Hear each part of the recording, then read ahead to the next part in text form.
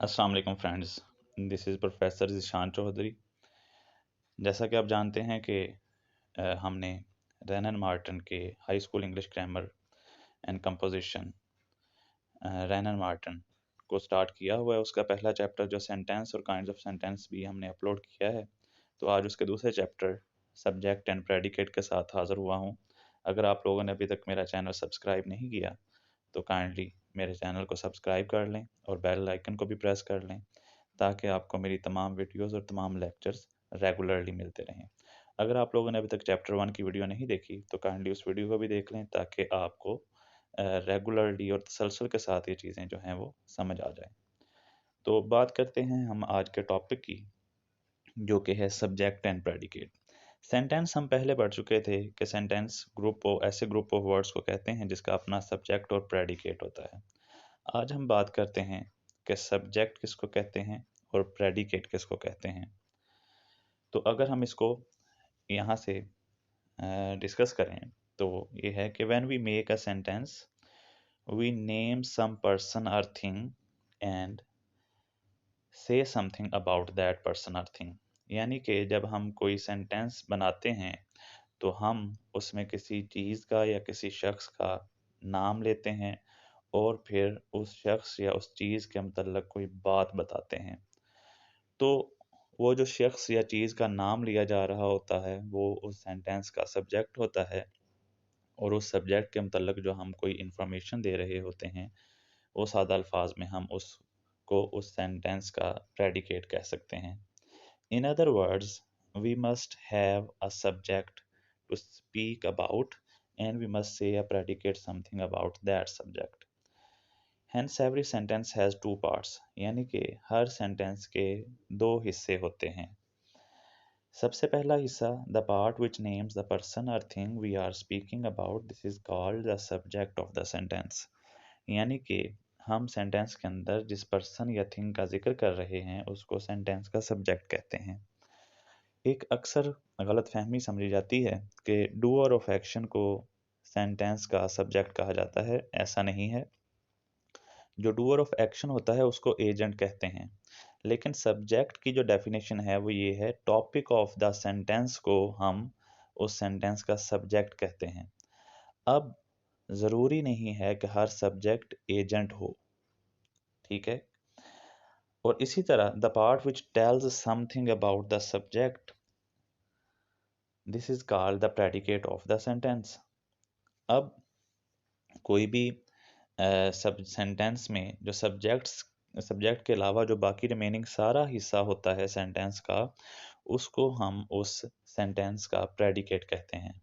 अब उसके अंदर हेल्पिंग वर्ब भी आ सकता है, वर्ब भी आ सकता है, ऑब्जेक्ट भी आ सकता है, एडजेक्टिव एडवर्ब, जो भी चीज़ें उसमें आई हैं वो सारी की सारी प्रेडिकेट ही कहलाएंगी। अगर हम सिंपल प्रेडिकेट की बात करें तो वो सिर्फ वर्ब को कहा जाता है, लेकिन जब हम कंप्लीट प्रेडिकेट की बात करते हैं तो सेंटेंस में सब्जेक्ट को निकाल कर बाकी तमाम हिस्से को आप जो है वो प्रेडिकेट कहते हैं। For example, the children are making a noise in the class. अब ये सेंटेंस जो मैंने बोला है, the children are making a noise in the class, अब इसमें द चिल्ड्रन जो है वो सब्जेक्ट है, बाकी रिमेनिंग सारा सेंटेंस आर मेकिंग और नॉइज इन द क्लास, ये सारा सेंटेंस रिमेनिंग जो सारा पार्ट है इसको हम प्रेडिकेट कहेंगे। यूजली जो है वो सब्जेक्ट है वो सेंटेंस के स्टार्ट में आता है और बाद में प्रेडिकेट होता है, लेकिन कभी कभार जो है वो सब्जेक्ट जो है वो सेंटेंस के लास्ट पर भी चला जाता है। सपोज यहाँ पर फॉर एग्जांपल दिया हुआ है, हेयर कम्स द बस। अब इस सेंटेंस में द बस जो है वो सब्जेक्ट है, लेकिन वो लास्ट पर लिखा हुआ है, इन्वर्जन हुई हुई है। इसी तरह sweet are the use of adversity, ठीक है। तो इसके बाद जब हम इम्पेरेटिव सेंटेंस की बात करते हैं, जो इम्पेरेटिव सेंटेंस होता है, जैसा कि हमने अपने प्रीवियस लेक्चर में काइंड्स ऑफ सेंटेंस में इम्पेरेटिव को पढ़ा था, कि इम्पेरेटिव उस सेंटेंस को कहते हैं जिसमें कोई कमांड दी जा रही हो, कोई ऑर्डर हो, कोई रिक्वेस्ट हो, कोई एडवाइस हो। तो ये सेंटेंस जो हैं ये यूजली वर्ब से स्टार्ट होते हैं। अगर ये पॉजिटिव हैं, अगर ये नेगेटिव हैं तो ये डू नॉट से स्टार्ट हो रहे होते हैं। अब इन सेंटेंसेस के अंदर सब्जेक्ट यू होता है, जो कि लिखा नहीं जाता, लेकिन उसको अज्यूम किया जाता है। जैसे कि एग्जांपल लिखी हुई है सिट डाउन। अब इसमें सिट वर्ब है, यानी ये सिट डाउन पूरा का पूरा प्रेडिकेट है। सब्जेक्ट जो है इसका वो यू है, लेकिन वो यू हम लिखते नहीं हैं, साथ अज्यूम करते हैं। तो आई होप आप लोगों को समझ आ गई होगी कि सेंटेंस में सब्जेक्ट कितने हिस्से को कहते हैं और प्रेडिकेट कितने हिस्से को कहते हैं। अब इसी तरह आगे हमारे पास एक्सरसाइज है इसकी सब सेंटेंस में सब्जेक्ट और प्रेडिकेट को फाइंड आउट करने की। तो इसमें जो पहले 5 सेंटेंसेस हैं, इसमें मैं आपको आइडेंटिफाई करके बताऊंगा कि कौन सा हिस्सा सब्जेक्ट है और कौन सा हिस्सा प्रेडिकेट है। फॉर एग्जाम्पल सेंटेंस नंबर 1 में लिखा हुआ है द कैकलिंग ऑफ कीज सेव्ड रोम। अब द कैकलिंग ऑफ कीज यहाँ तक ये सब्जेक्ट है और सेव्ड रोम प्रेडिकेट है। नेक्स्ट सेंटेंस में the boy stood on the burning deck, इसमें द बॉय सब्जेक्ट है और रिमेनिंग सारा का सारा जो सेंटेंस है वो प्रेडिकेट है। नेक्स्ट सेंटेंस में Tubal Cain was a man of might, इसमें ट्यूबल केन सब्जेक्ट है और was a man of might predicate है। नेक्स्ट सेंटेंस है stone walls do not make a prison.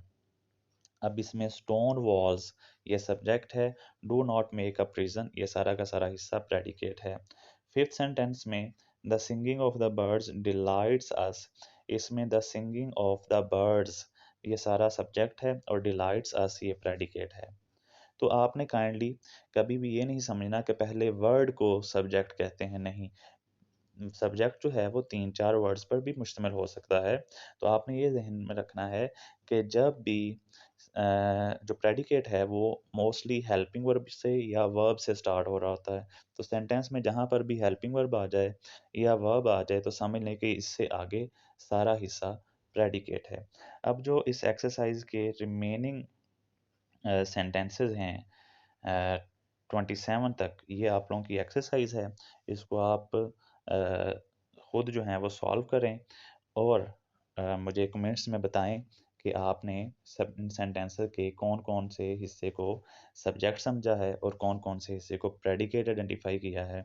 और फिर मैं आपको उसका आंसर बताऊंगा कि क्या आपकी आइडेंटिफिकेशन राइट थी या रॉन्ग थी। और इसी तरह अगर आपका कोई क्वेश्चन है इस टॉपिक से रिलेटेड तो वो भी आप कमेंट के ज़रिए पूछ सकते हैं।